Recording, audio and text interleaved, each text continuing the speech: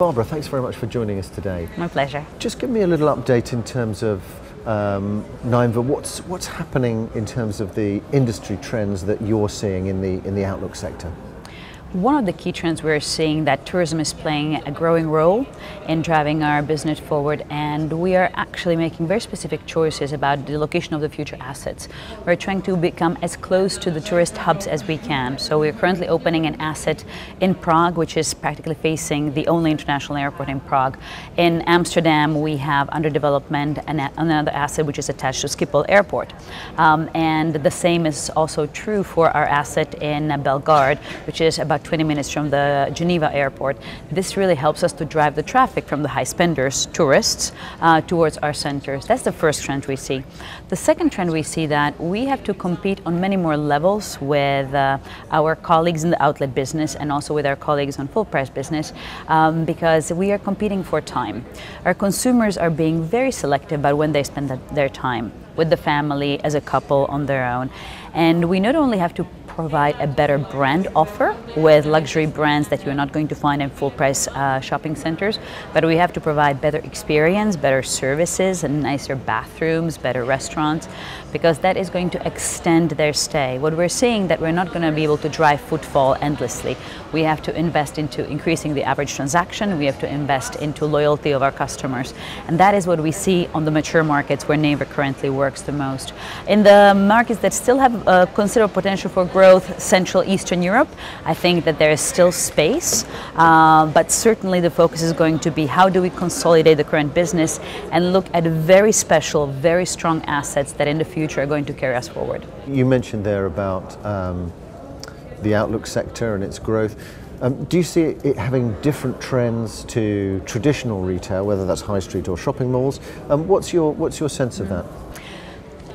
We see that we have a competitive advantage compared to full-price centers because we are destinations for tourists. It's unlikely that you're going to have a Korean or a Chinese tourist fly to Milan and then go to a full-price shopping center on the outskirts. But they will travel an hour to 90 minutes to go to an outlet center because brands like Prada, Gucci, Armani, Missoni justify that kind of trip, which is, I think, the first distinguishing characteristic of outlets.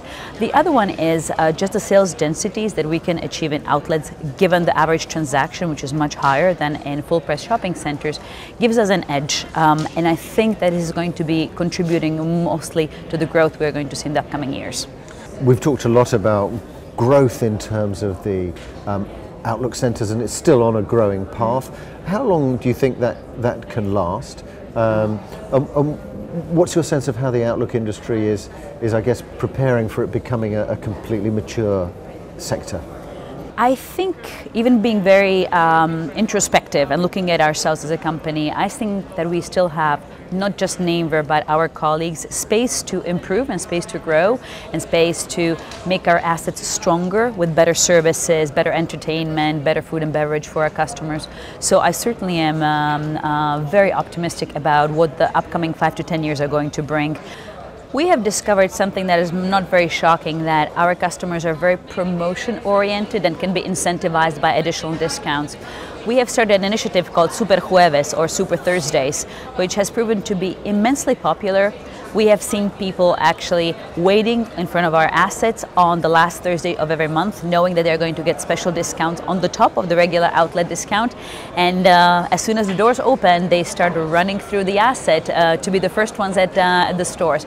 It's very encouraging to us because we are understanding our consumer better. We're doing things that are engaging them and driving their footfall to our centers. And you mentioned earlier as well about F&B. In the whole industry, that's beginning to change and become much more important. Is that also true of the outlet centre? Are you beginning to put more F&B into your centres? Absolutely. One of the initiatives that we started when I joined Neinver was our food and beverage workshop, which is extremely successful. We bring in our top talent from 8 countries and we are discussing about how to improve our centers. This has actually produced some very specific recommendations and changes to our centers, going from Poland and Krakow, where we open a new food court with higher ambitions than we had before, or to our outlet in Belgrade called Alps, where we have double doubled in the development process the square meters dedicated to food and beverage, and we also accompanied it by doubling also the leisure spaces dedicated to family and kids.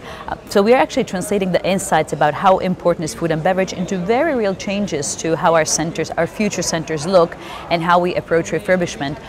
In Vicolungo, where we're starting refurbishment in June of one of our best assets in portfolio, this refurbishment is accompanied by implementing and introducing new F&B players. They're increasing the dwell time, they're increasing the average spend of our consumers.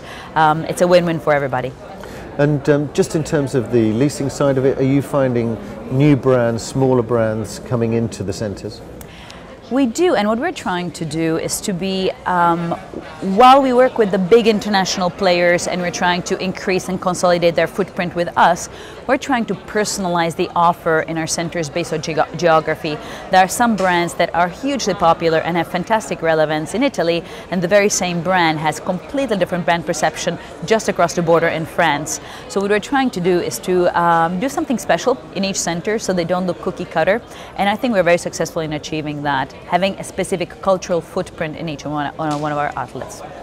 Barbara, thank you very much for sharing your kind of insights and the strategy of Neinver with us today. Thank you. Thank you for having me.